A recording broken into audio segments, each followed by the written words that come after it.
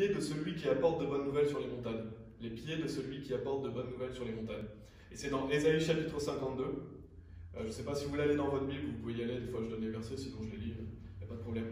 Donc Ésaïe chapitre 52, versets 7 et 8, qui nous dit « Combien sont beaux sur les montagnes les pieds de celui qui apporte de bonnes nouvelles, qui publie la paix, qui apporte de bonnes nouvelles concernant le bien, qui publie le salut, qui dit à Sion, ton Dieu règne. Les sentinelles élèveront la voix, elles chanteront d'une voix unie, car elles verront de leurs yeux quand le Seigneur ramènera Sion. » Je trouve que c'est vraiment des versets magnifiques et qui peuvent s'appliquer justement à l'évangélisation, ou qui s'appliquent à notre époque.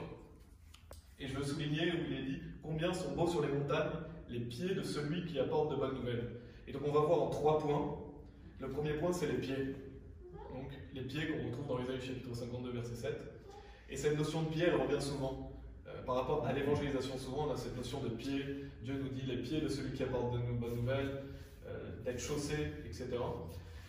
Et dans Éphésiens chapitre 6, verset 15, donc Éphésiens chapitre 6 parle beaucoup de l'armure de Dieu. Donc Dieu nous donne toutes les parties de l'armure. Et bien sûr, il faut avoir toutes les parties de l'armure. S'il vous manque une partie de l'armure, vous êtes vulnérable au diable et vous êtes vulnérable aux attaques. Et bien dans Éphésiens chapitre 6, verset 15, il est dit « Et vos pieds chaussés de la préparation de l'évangile de paix ». Donc on voit que c'est une partie de l'armure d'avoir ses pieds chaussés. Et qu'est-ce que ça veut dire? Ça veut dire que si vous allez dans une bataille, si vous allez combattre sans chaussures, vous êtes vulnérable à l'attaque de l'autre, mais aussi de vous blesser. Vous ne pouvez pas partir à la guerre pieds nus. Et donc Dieu nous le dit, il faut avoir les pieds chaussés de la préparation de l'évangile de paix. Et donc s'il vous manque cette partie de l'armure, eh ben, vous êtes vulnérable aux attaques et vous pouvez vous blesser. Donc c'est essentiel d'avoir toute l'armure de Dieu. Et cette notion de pied, bien sûr, c'est la notion d'aller vers l'avant, c'est la notion d'aller vers les autres. C'est pourquoi c'est beaucoup relié à l'évangélisation, c'est parce qu'on va vers les autres, on va vers l'avant. D'ailleurs, dans Luc chapitre 14, verset 23, il est dit « Et le Seigneur dit au serviteur, va par les routes et le long des haies, et contrains-les d'entrer, afin que ma maison soit remplie. » Donc qu'est-ce que le Seigneur dit à son serviteur? Donc ça s'applique à nous. Qu'est-ce que le Seigneur nous dit? Il nous dit « Va par les routes et le long des haies, et contrains-les d'entrer. » Donc Dieu nous dit d'aller. Donc va par les routes et le long des haies. Et donc c'est ce qu'on fait quand on va évangéliser, on va vers les gens. On avance, on a besoin de nos pieds pour ça. Et c'est intéressant aussi de noter qu'il est dit qu'on est chaussé de quoi? Donc, on a les pieds chaussés de la préparation de l'évangile de paix. Donc Dieu aurait pu nous dire les pieds chaussés de l'évangile de paix, parce que c'est ce qu'on fait, on va évangéliser, mais il a rajouté de la préparation de l'évangile de paix. Donc c'est pas anodin si Dieu nous met la préparation. Pourquoi il nous met la préparation? Parce qu'on doit être prêt à y aller. On n'y va pas comme ça, on n'y va pas sans préparation, on se prépare pour ça. Il faut être affûté. En fait, il faut toujours améliorer notre méthode d'évangélisation. On doit être humble et toujours améliorer notre méthode et avoir de bonnes chaussures, en fait, se perfectionner. Et c'est ce qu'on va voir dans des prochains messages, justement. On verra comment se préparer à l'évangéliser, comment perfectionner notre évangélisation. Et pour en revenir donc à Ésaïe chapitre 52, verset 7, où il est dit « Combien sont beaux sur les montagnes les pieds de celui qui apporte de bonnes nouvelles », il y a aussi cette notion de bonne nouvelle. Bien sûr, vous savez que la bonne nouvelle, c'est l'évangile. Et bien dans Ésaïe 40, verset 9, il y a un passage un peu similaire à Ésaïe chapitre 52, versets 7 et 8, qui nous dit « Ô Sion, qui apporte de bonnes nouvelles, monte sur la haute montagne.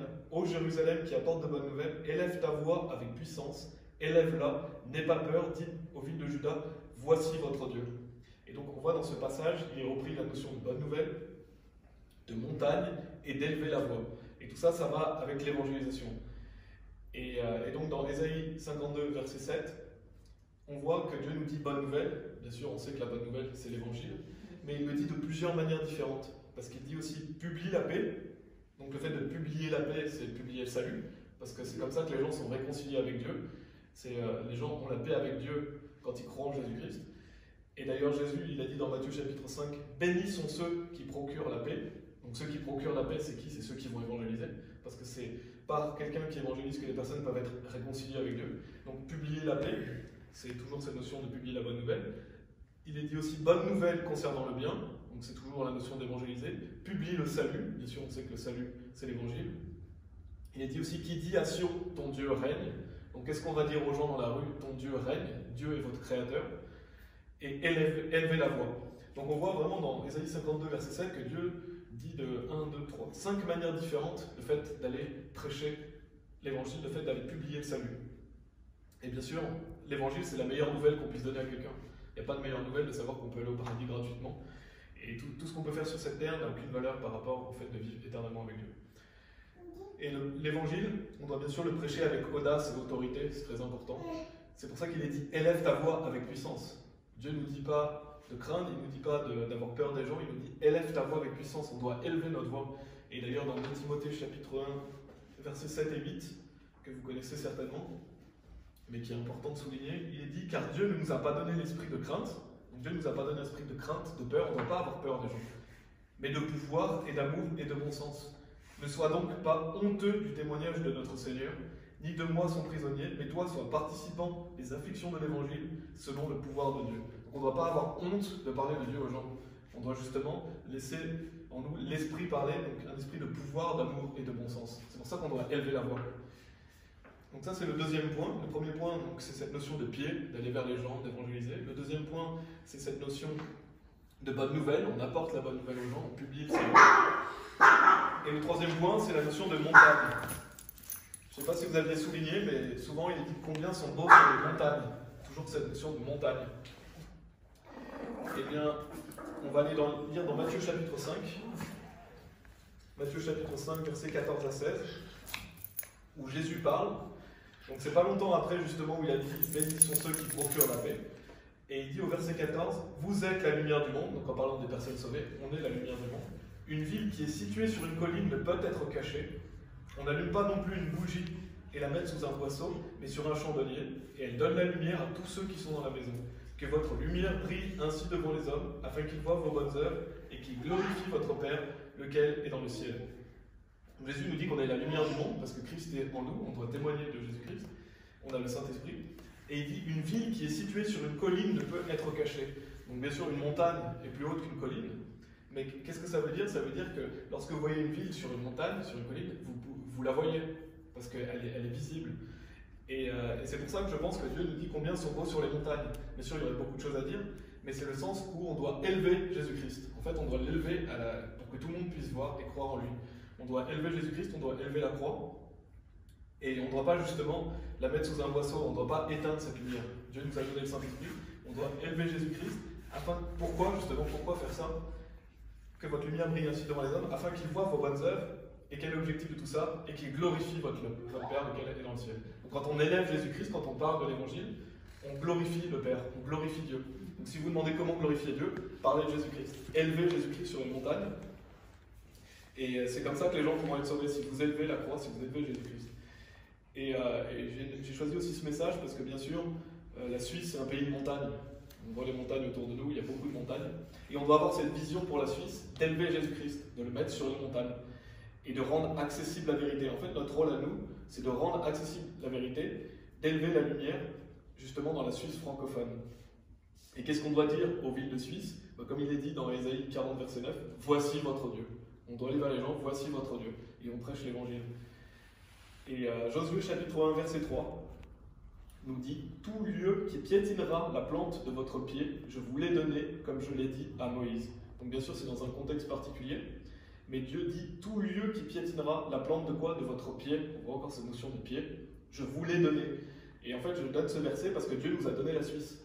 Bien sûr, selon sa volonté, on doit prier pour que ce soit la volonté de Dieu, mais Dieu nous donne la Suisse à évangéliser. C'est notre rôle d'aller évangéliser. Et donc, on marche sur la Suisse, on parle du Seigneur, et on doit justement tourner les Suisses vers Dieu. Et donc on doit prêcher l'évangile à la Suisse. Et pour terminer, on va aller dans Romains chapitre 10, qui sont des versets aussi assez célèbres, et qui sont bien de se rappeler pour l'évangélisation. Romains chapitre 10, versets 14 et 15, qui nous dit « Comment alors feront-ils appel à celui en qui ils n'ont pas cru? Et comment croiront-ils en celui dont ils n'ont pas entendu parler? Et comment entendront-ils sans un prédicateur? Et comment prêcheront-ils à moins qu'ils ne soient envoyés? Comme il est écrit, si beaux sont les pieds de ceux qui prêchent l'évangile de paix et qui apportent d'heureuses nouvelles, de bonnes choses. » On voit encore cette notion de l'évangile de paix, les pieds, et donc les bonnes nouvelles. Donc l'évangile de paix, c'est toujours la bonne nouvelle du salut. Et donc, dans ces versets, on voit quoi? On peut le prendre dans le sens inverse. Comment prêcheront-ils à moins qu'ils ne soient envoyés? Donc Jésus-Christ nous envoie. Jésus a dit précisément comme mon Père m'a envoyé, je vous envoie. Donc Jésus nous envoie. On a des commandements clairs du fait qu'il faut aller évangéliser. Comment entendront-ils sans un prédicateur? Notre rôle, c'est de faire entendre le salut aux gens. Pourquoi? Afin qu'ils puissent croire, et donc afin qu'ils puissent faire appel au nom du Fils de Dieu. Et donc ça, c'est notre rôle. Et c'est l'objectif de notre groupe ici, c'est que les gens fassent appel, c'est la conclusion, au Fils de Dieu. Donc amener les gens à croire en Jésus-Christ, amener les gens à décider et rendre accessible la vérité. Donc voilà, c'est un message d'encouragement. Les pieds de celui qui apporte de bonnes nouvelles sur les montagnes. On est au milieu des montagnes et on a des pieds, on doit aller porter les bonnes nouvelles aux personnes. Voilà, Dieu soit loué. Amen. Amen.